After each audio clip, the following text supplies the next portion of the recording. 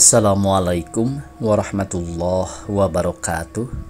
Pemirsa di mana saja Anda berada, selamat berjumpa kembali dengan channel YouTube Insan Dongeng. Pada kesempatan ini saya Bang Elgi akan melanjutkan cerita di persimpangan jalan bagian kelima. Terima kasih kepada semua subscriber yang selalu setia mengikuti. Selamat mendengarkan. Untuk membahas persoalan ini, hari itu juga dia memanggil staf dan pembantunya, antara lain Salman, untuk membicarakan tindakan apa yang akan diambil. Karena hal itu dianggap sangat serius. Peristiwa itu adalah suatu permainan dagang untuk melumpuhkan lawan. Dalam menanggulanginya harus hati-hati, bila salah tindak bisa-bisa perusahaan mereka sendiri yang hancur. Setelah dipertimbangkan matang-matang, Salman dan dua orang pegawai lain ditugaskan untuk menyelidiki asal-usul barang-barang itu masuk ke Indonesia. Bekas perwira itu percaya pada Salman karena anak muda itu mempunyai keterampilan dalam hal-hal tertentu.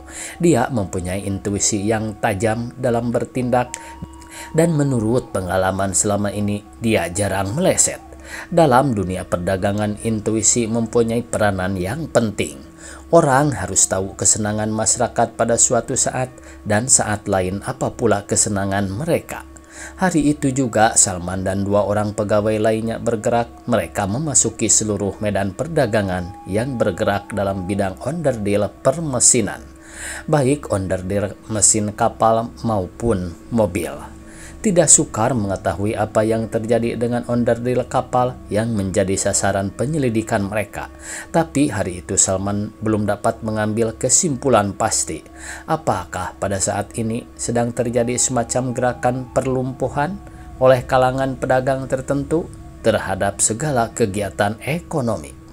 Bidang perdagangan onderdil kapal yang khusus diselidiki Salman dan kawan-kawannya hanyalah merupakan bahagian yang sangat kecil kalau dibandingkan dengan bidang-bidang lain yang sangat menentukan, seperti bidang kebutuhan sehari-hari untuk memenuhi kehidupan rakyat.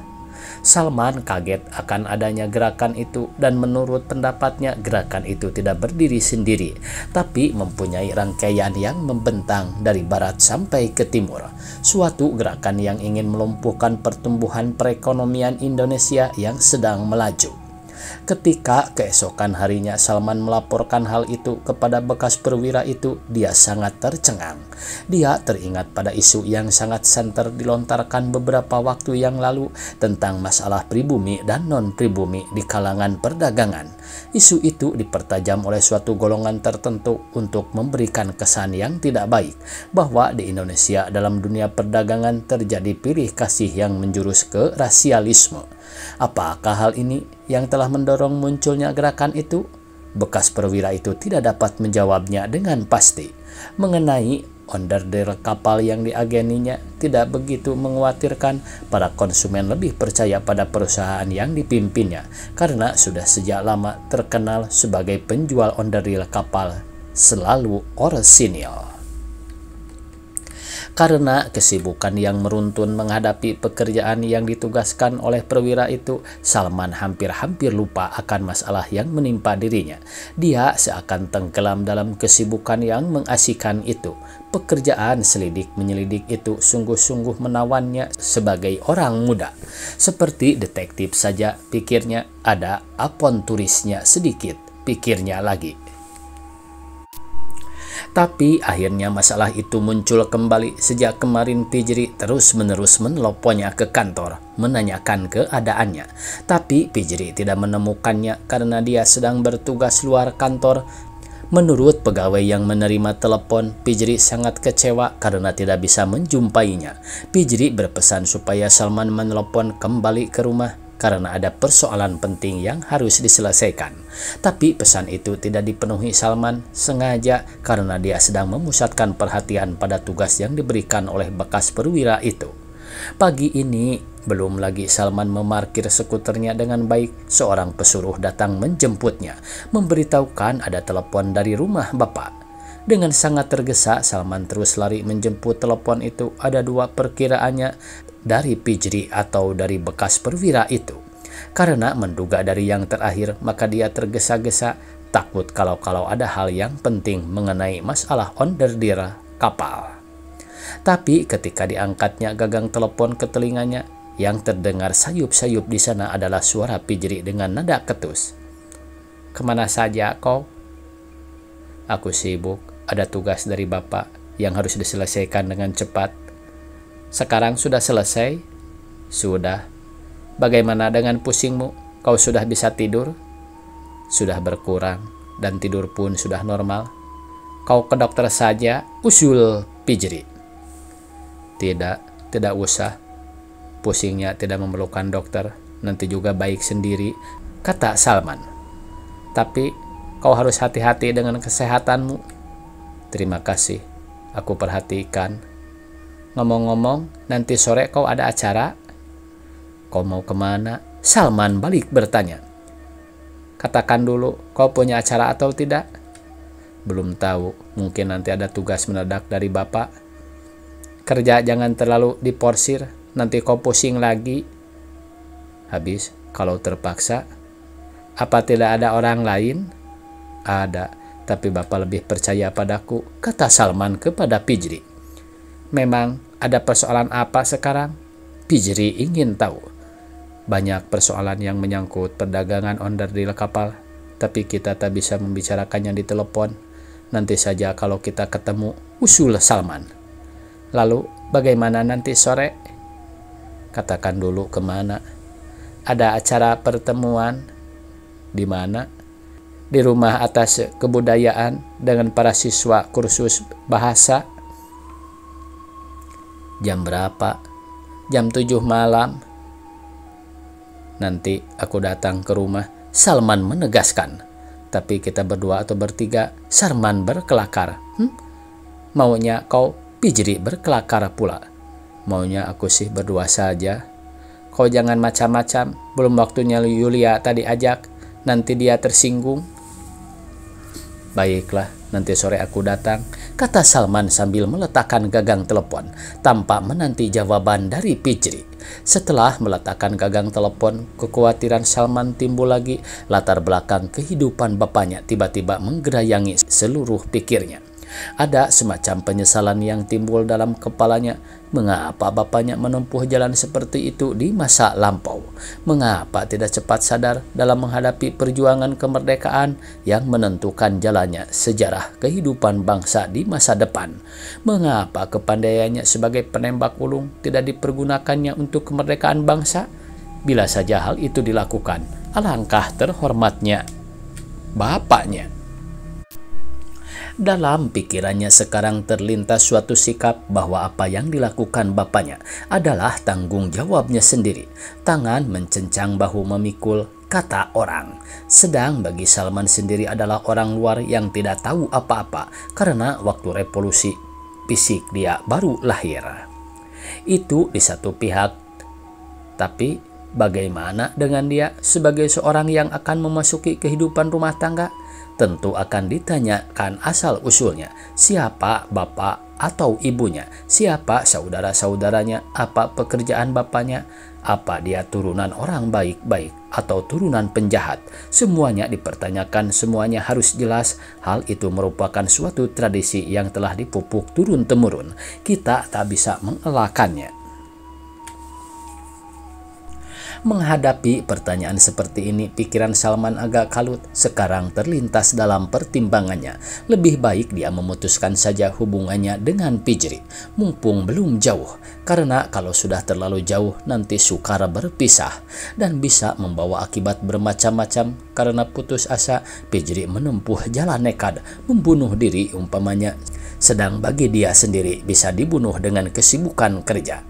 Setelah melantur dengan kekhawatiran yang bukan-bukan itu, tiba-tiba Salman sadar. Dia membantah sendiri, belum waktunya untuk masyghul. Perjalanan yang akan ditempuh masih panjang. Dan bukan mustahil dalam menempuh perjalanan itu tidak akan dijumpainya titik-titik terang yang memberikan harapan. Sore itu dengan pikiran yang agak tenang, Salman datang ke rumah Fijri dengan mengendarai skuternya. Dia disambut dengan gembira oleh gadis itu. Fijri sudah rapih berdandan. Sehelai rok merah muda menghiasi tubuhnya. Dia cantik. Begitulah kesan Salman senantiasa. Seperti biasa, Salman kurang begitu suka memperhatikan secara terperinci apa saja yang dipakai seorang gadis. Apakah pada jarinya yang lentik ada cincin bermata berlian? Atau lehernya yang jenjang dihiasi kalung, atau pakaian yang dipakainya model yang paling akhir atau ketinggalan zaman. Cuma saja ada kebiasaannya yang tidak kuasa dihilangkannya sampai saat ini. Perhatiannya pada tumit atau betis seorang gadis. Matanya selalu nakal menyapu dengan pandangan nanar, mulai dari tumit terus merayap ke atas sampai ke tempat yang paling vital yang dimiliki seorang gadis. Kalau sang tumit dan betis bentuknya bagus, menurut pendapatnya, sempurnalah seorang gadis. Penilaian seperti ini selalu dikatakan primitif oleh kawan-kawannya, tapi Salman tidak peduli. Yang pokok dia merasa puas dengan penilaian itu. Dan sesungguhnya di antara kedua gadis itu, Yulia lah yang paling sempurna bentuk betisnya, malah barangkali antik. Betis itu seperti dibentuk oleh tukang yang pandai. Tapi Salman lebih dekat dengan Fijri, barangkali inilah yang dikatakan selera. Yulia belum lagi nampak di beranda, sedang berdandan, kata Fijri. Bapak dan ibunya sedang bepergian, memenuhi undangan salah satu seorang kawan dari angkatan laut. Fijri menjelaskan. Tadi kau bilang ada persoalan yang tidak bisa dibicarakan melalui telepon. Persoalan apa? Fijri mengingatkan Salman. Tapi jangan dibicarakan sekarang. Memang rahasia? Rahasia sih tidak. Cuma menyangkut soal dagang. Penting? Jangan dibicarakan sekarang. Lain kali saja. Sekarang kan kita mau santai. Apa salahnya sambil santai kita bicarakan hal-hal yang serius? Tapi persoalannya sudah selesai, mubazir kalau diulang-ulang. Salman tetap mengelak. Tapi aku belum tahu, tadi kau berjanji, tuntut Fijri. Salman tidak kuasa menolak, akhirnya diceritakannya juga persoalan yang menyangkut onderdil kapal itu. Sementara itu Yulia muncul, dia kelihatan segar bila Fijri memakai rok merah muda polos. Yulia memilih baju bermotif batik bergaris-garis abstrak yang tidak menyolok. Naik apa kita? Itulah pertanyaan pertama yang meluncur dari mulut Yulia. Naik skuter bertiga, Salman berkelakar. Usul yang baik, kata Yulia. Siapa yang di tengah? Tanya Fijri. Yang kerempeng, biar tambah kerempeng. Salman masih berkelakar. Tapi di antara kami berdua tidak ada yang kerempeng. Yulia seperti serius. Kalau begitu, tidak jadi naik skuter. Sudah, jangan bercanda saja, kata Fijri. Kalau begitu, aku tidak punya usul naik apa, soalnya aku diajak, kata Salman seenaknya. Naik taksi saja, usul Fijri. Setuju, tapi siapa yang membayar? Salman terus berkelakar. Aku yang membayar, Fijri seperti merayuk. Setuju, tapi janji harus ditepati, Salman memperingatkan. Tapi bagaimanapun akhirnya Salman jugalah yang akan membayar ongkos taksi itu. Ini bukan keharusan mutlak karena kadang-kadang kedua gadis itulah yang akan menanggung segala perongkosan, baik mereka makan di restoran maupun menonton bioskop. Di kediaman atas kebudayaan yang mengajarkan bahasa Prancis itu, petang ini ada acara pertemuan tidak resmi antara atas kebudayaan dengan para siswa kursus bahasa Prancis. Atas kebudayaan itu ingin berkenalan dengan para siswa karena dia baru beberapa bulan yang lalu bertugas di sini. Juga karena dia ingin mengadakan semacam observasi seberapa jauh kesanggupan serta tanggapan para siswa mempergunakan bahasa itu. Acara utama malam ini selain makan-makan dan minum-minum adalah pembacaan sajak-sajak Arthur Rimbaud dan Paul Verlaine, dua penyair Prancis yang dianggap besar pada zamannya. Sajak-sajak itu akan dibacakan dalam aslinya maupun terjemahan dalam bahasa Indonesia.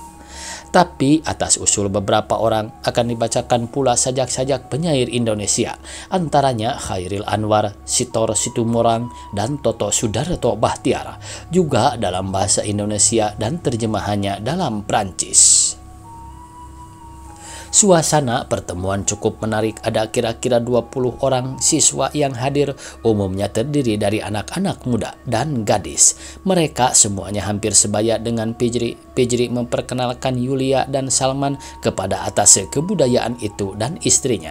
Atase kebudayaan itu memberikan kesan dia adalah seorang yang ramah. Begitu pula istrinya.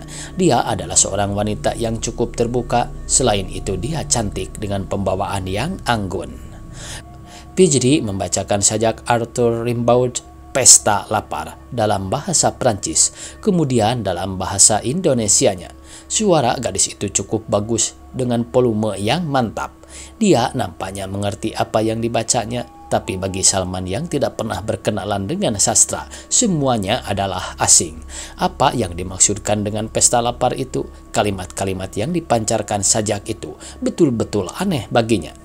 Orang bicara tentang pesta lapar tapi harus lari di atas keledai. Bukankah hal itu lucu?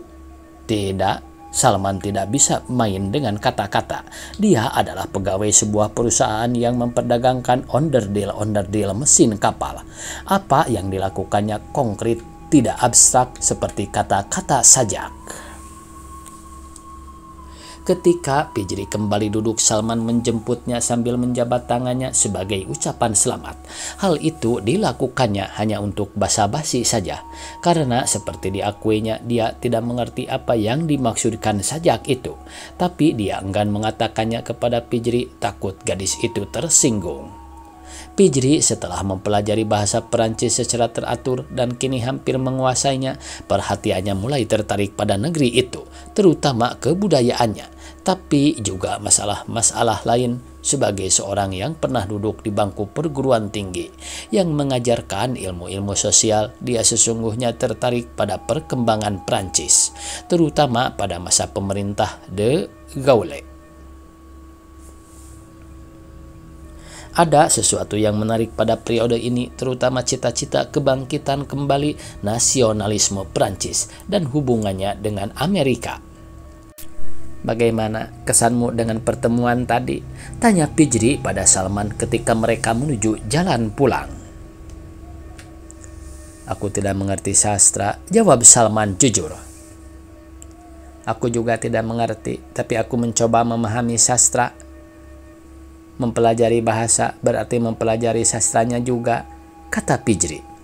Mereka diam seakan kehabisan bahan percakapan. Pembicaraan mengenai sastra itu rupanya tidak menarik perhatian.